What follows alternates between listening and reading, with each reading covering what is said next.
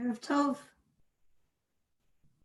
and welcome as we continue our count together in this period of the Omer, as we travel from Pesach to Shavuot, from the first grains to the first fruits, from the liberation from Egypt to the revelation at Sinai.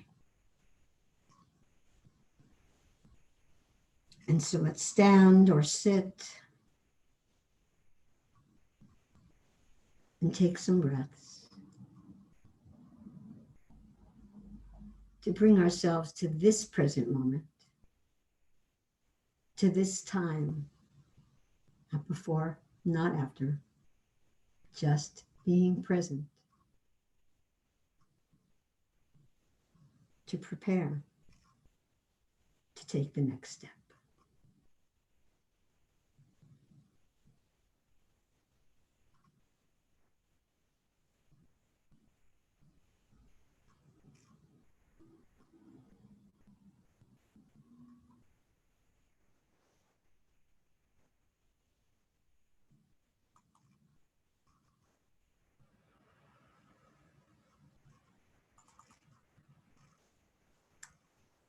And so we bless.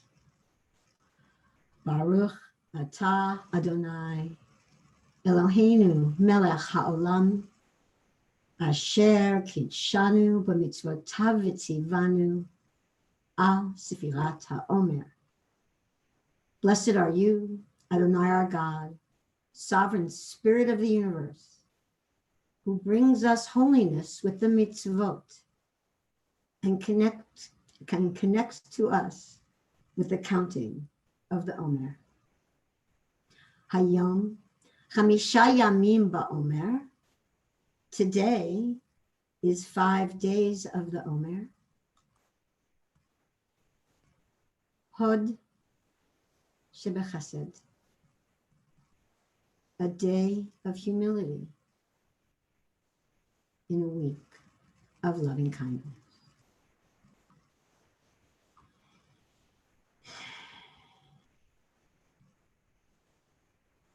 Humility. Today is the day of humility. And as I go through my first sift of all the sfirot in this year's counting of the Omer, I realize that yes, this will be a year where the way I look at humility will change. For the most part, when I come to humility and I think of humility and the aspect of humility in our counting of the Omer and in the conventions of the Sfirot, I think of humility as opposed to arrogance, right? I mean, arrogance is big and large and huge, and humility reminds us to step back, to contract a bit, to be able to see what really is, that the arrogance might block.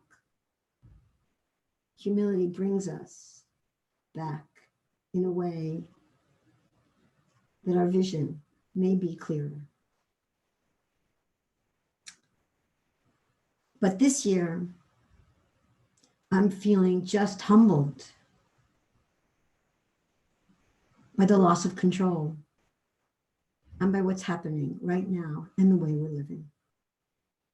And as we deal with this period of virus and plague and isolation and connecting in many different ways, but it's all different. Everything's different. And it's humbling in a way that's just overwhelming. It's just overwhelming because there's nothing we can do.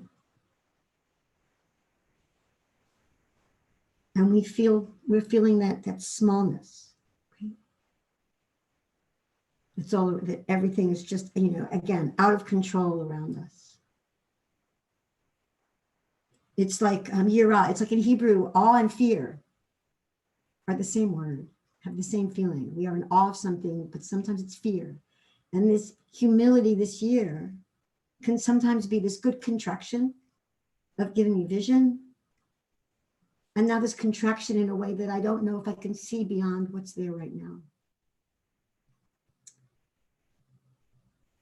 But as I keep talking about contraction, I realize that humility also lives in the small things, in the small acts.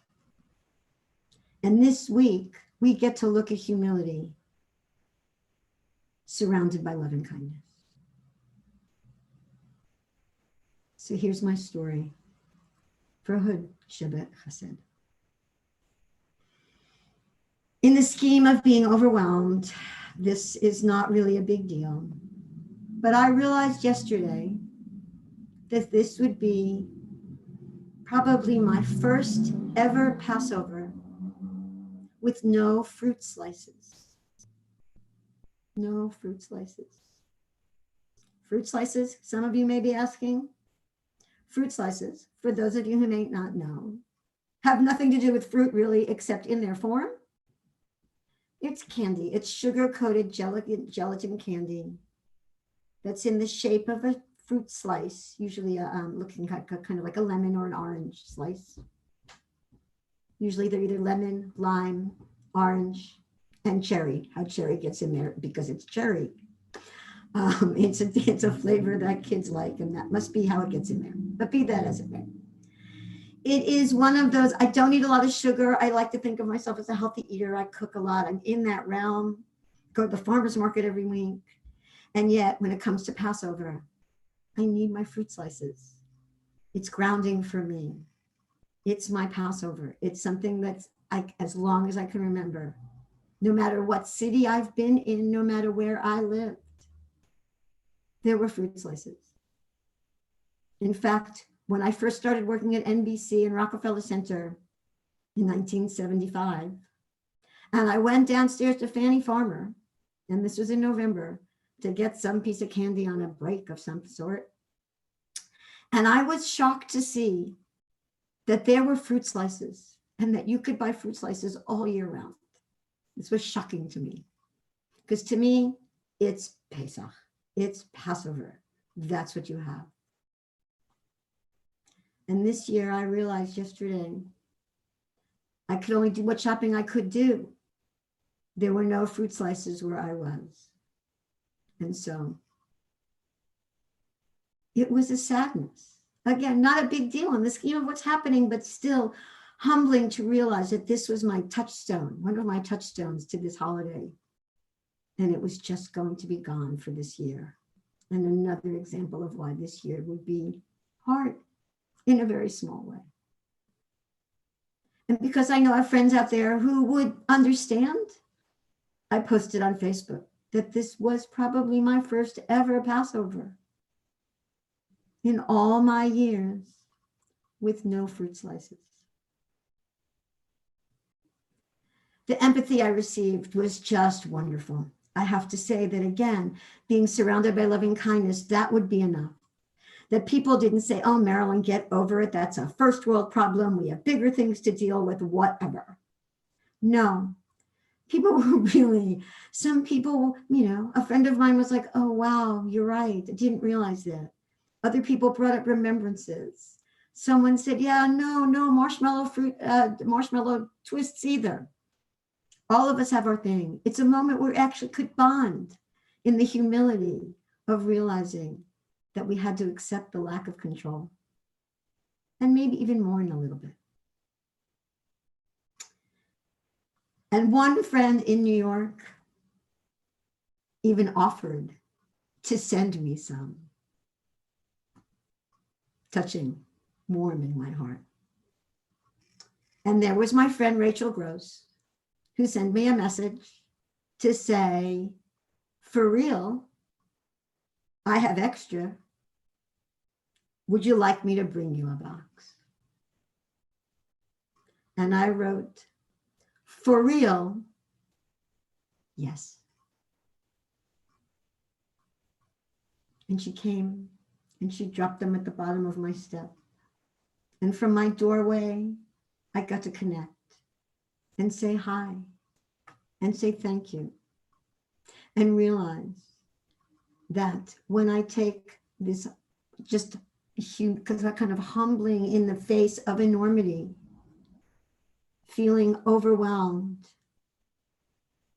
It's an act of loving kindness that are all around that brought me my fruit slice for Pesach. So I wish for you to find some solace in the small things. Share the things that you may be missing, because you'll never know what loving kindness you'll get in return. Because whatever it is, you will feel that container. Laila Tov, and I'll see you tomorrow.